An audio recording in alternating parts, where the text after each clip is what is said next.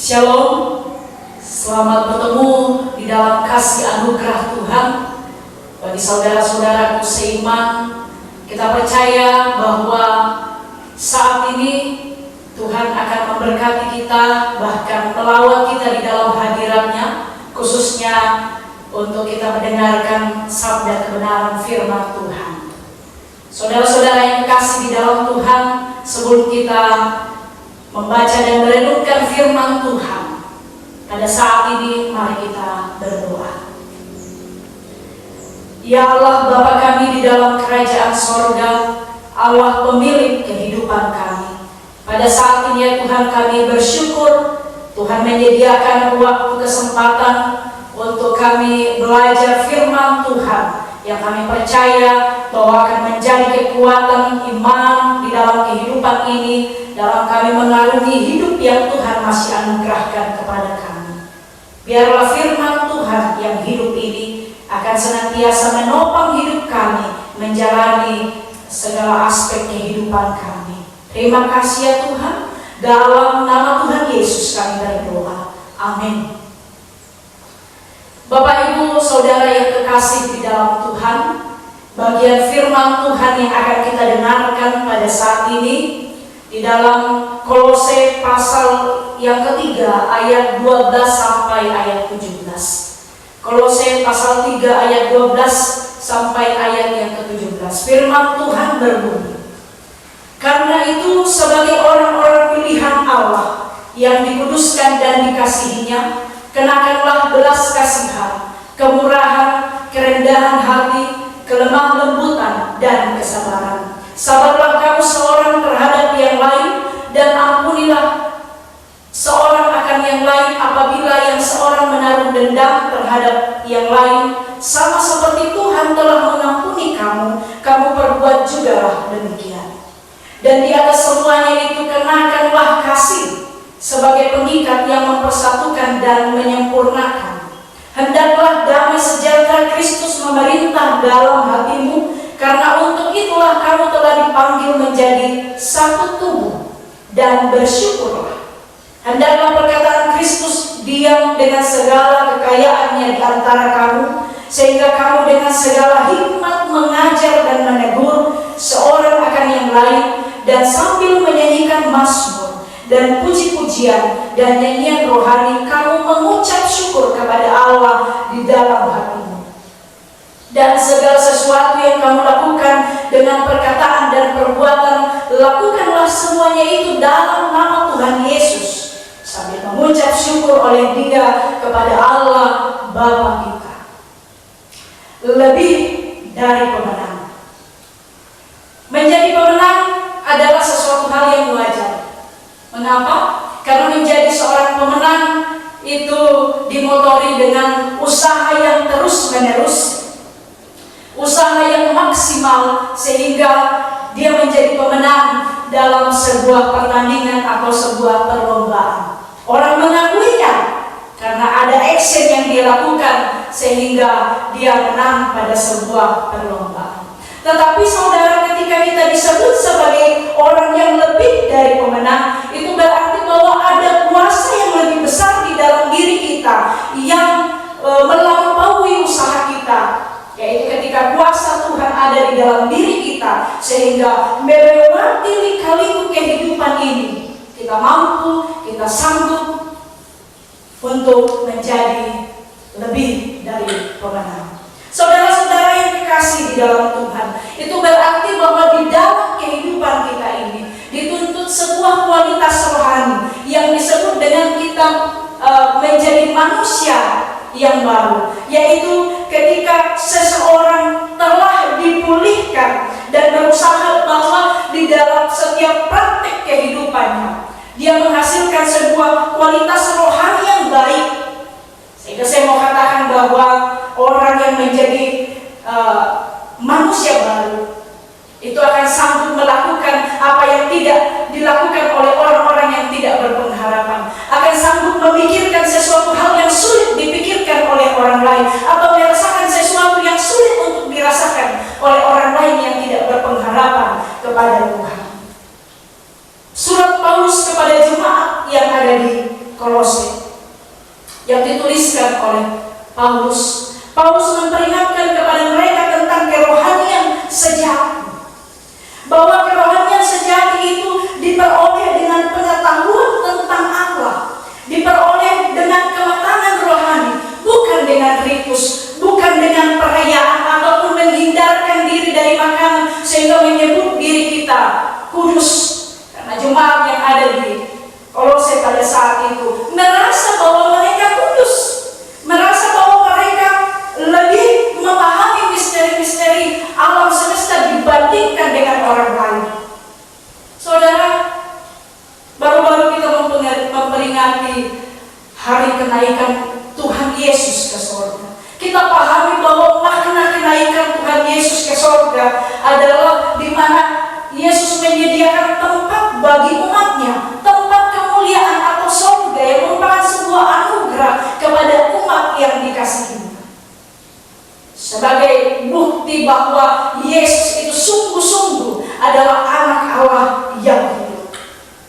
Dan satu sisi lagi bahwa Tuhan memberikan kita penolong, yaitu Roh Kudus yang akan menuntun hati pikiran kita selalu terarah untuk melakukan apa yang Tuhan kehendaki, bukan apa yang kita mau, bukan apa yang kita kehendaki, tetapi apa yang Tuhan kehendaki untuk senantiasa berlomba di dalam kehidupan ini, memacu diri kita untuk terus memperlihatkan apa yang sebenarnya harus dimiliki oleh orang-orang yang berjuang di dalam iman. Dan itu yang ditegaskan oleh Rasul Paulus ketika mengajar jemaat di Kolose tentang kerohanian yang sejati, bahwa tidak bisa dibandingkan dengan sesuatu hal yang lain kehidupan kita yang kudus di hadapan Tuhan. Saudara-saudara yang terkasih di dalam Tuhan, apa yang menjadi tindakan-tindakan kehidupan orang yang berharap kepada Tuhan sehingga dia disebut sebagai orang yang lebih dari pemenang? Tidak hanya sekedar pemenang, tetapi lebih dari pemenang. Yang pertama adalah sungguh-sungguh mempraktekkan hidup sebagai orang-orang pilihan Allah.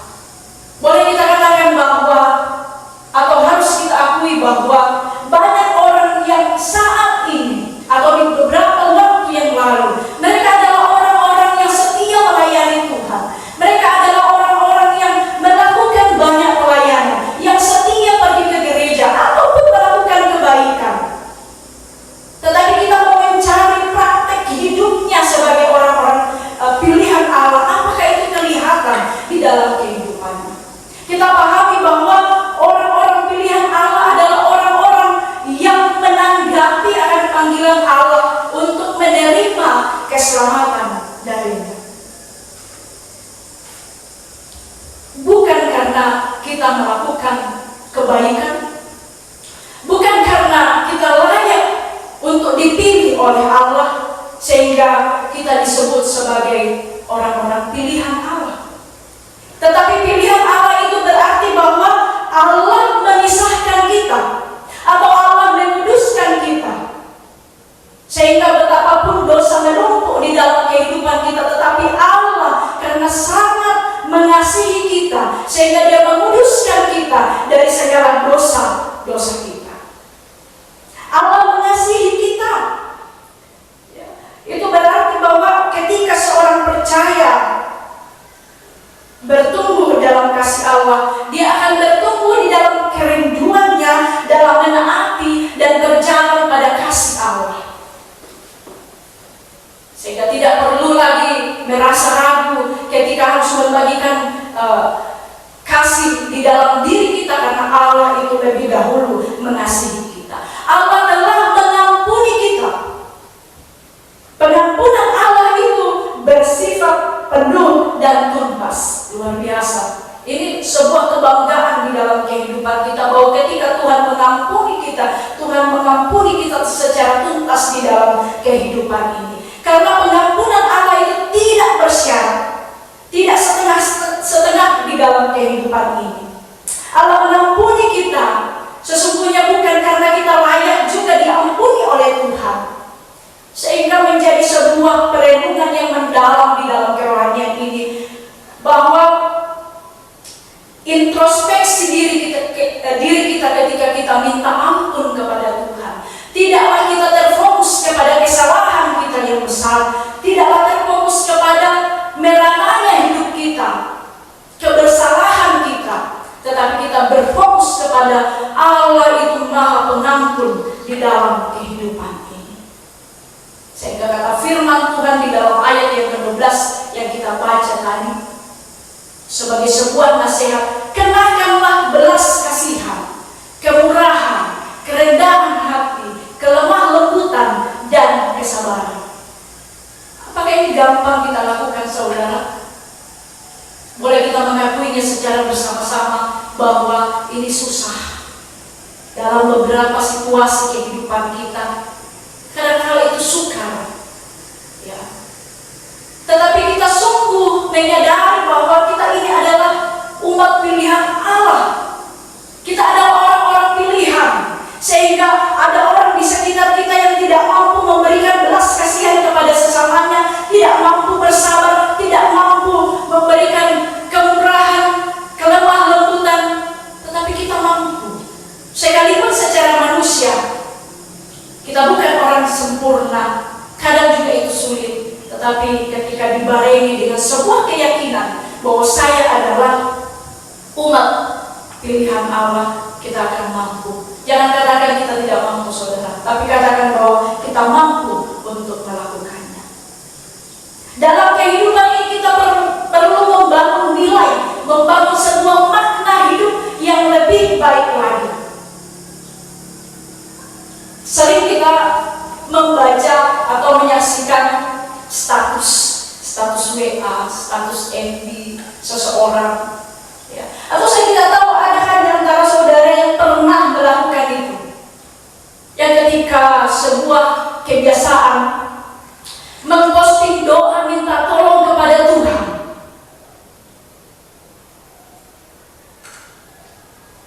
memposting aib diri sendiri, keluarga, ataupun teman. Sangat gemar untuk menjelek-jelekan diri sendiri, menjelek-jelekan keluarga dan juga teman, ataupun berkeluh kesah. Jadi ketika dia punya kekurangan, dia punya persoalan, dia punya masalah hidup, sepertinya dia tidak tenang ketika orang lain di luar sana tidak mengetahui kehidupannya. Dia mau membagi merananya hidup ini kepada orang lain. Saya mau katakan, saudara, bahwa itu adalah sikap yang tidak keren, atau orang muda biasa katakan lebay. Sebetulnya bahwa di dalam kehidupan ini Tuhan menuntut kita untuk berseru kepada-Nya, menghadapkan kehidupan kita sepenuhnya kepada Tuhan, sehingga kita layak disebut sebagai orang-orang pilihan Tuhan.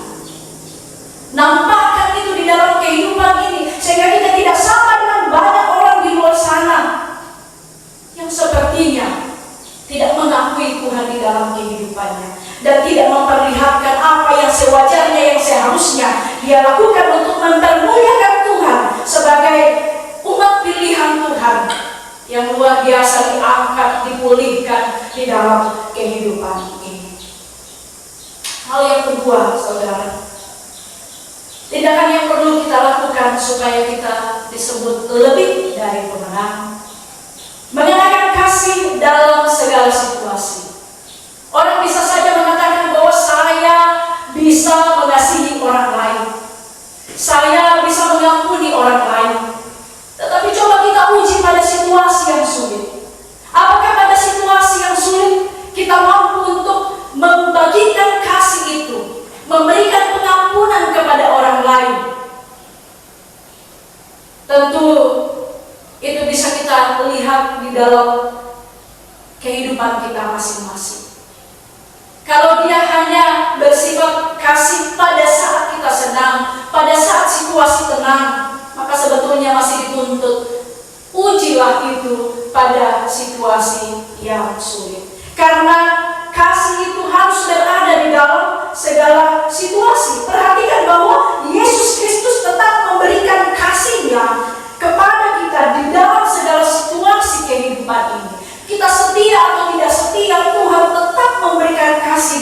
dalam kehidupan ini, sehingga itu menjadi sebuah tugas dan panggilan kita untuk menjadi penyalur kasih di dalam kehidupan ini.